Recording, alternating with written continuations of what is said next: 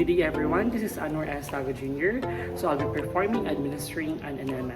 Okay, the definition of this is the procedure of instilling solution into the large intestine, usually to remove feces.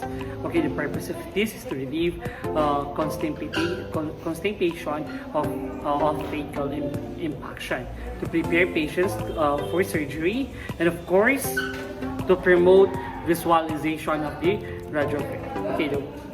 Okay, preparation.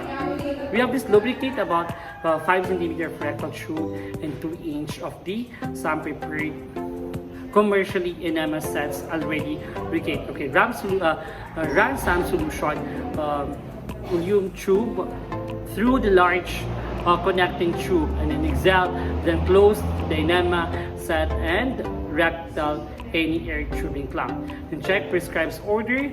Then identify the patient, explain the purpose and of course the procedure and how patient can assist and assess patient's ability to participate.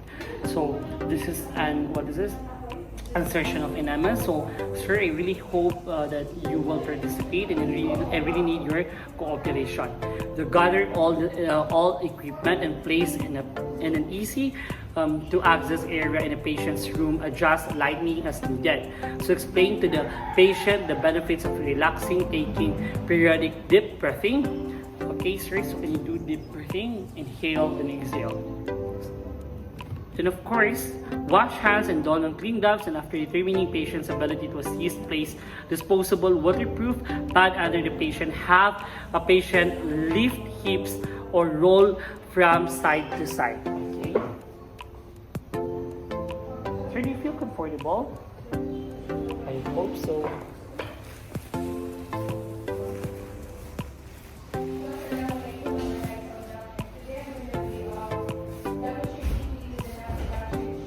Okay, so place the patient in left side position. So assuming insert the endema tube for clients in the left lateral position, lift the upper buttocks.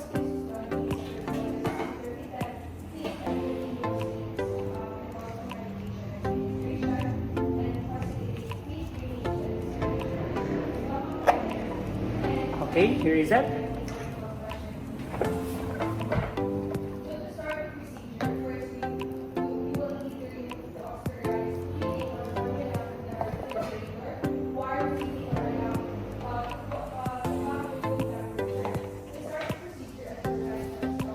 Then afterwards, edema bag for cleansing edema is fill edema container with 70. Again, that is here 750 ml to 1000 ml of warm solution, and check the temperature by dripping some solution on inner wrist if too much warm, and then allow the solution to run through the tubing to clear out the air, then clamp tubing and hang back with eye-free pull appropriately. Then lubricate tip of tubing with the generous amount of water soluble. Then spread the buttocks, gently insert the tip of the tubing to 3 to 4 inches. So I've already inserted that, while the patient is instructed to take a deep breath. Open the regulating clamp and allow the solution to flow slowly. Hold the tubing in place in the patient's rectum at all times and keep the bed pod nearby. Lower the solution container of the clamp tubing in the patient complains clamping. Then assume that after a few minutes, after the solution is instilled, clamp tubing and gently remove. Okay. I'll be removing it. Then after that, of course, instruct the patient to hold the solution amount of 10 to 15 minutes or larger as tolerated. The longer the solution is retained, the more effective the result. Provide bed point or assist commate as needed.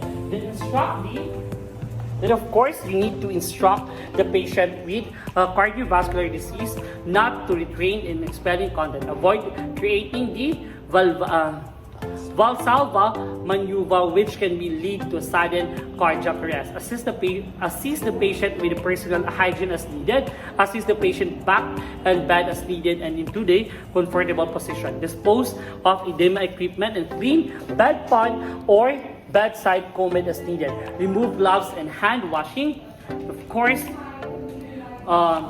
Commercially prepared an edema oil, prepare patient in an environment as described.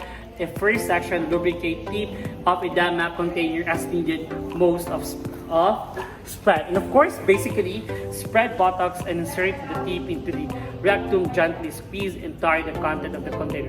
Remove the tip while containing the squeeze container to prevent the solution. And of course, basically, the shoe already performed that earlier. Okay. So next, of course, basically assess the patient back to bed as needed and into a comfortable position, and dispose edema equipment and clean the bedpan or bedside comb as needed. Remove gloves and hand wash. Document the type of volume if appropriate of edema given. Describe the result. Thank you so much.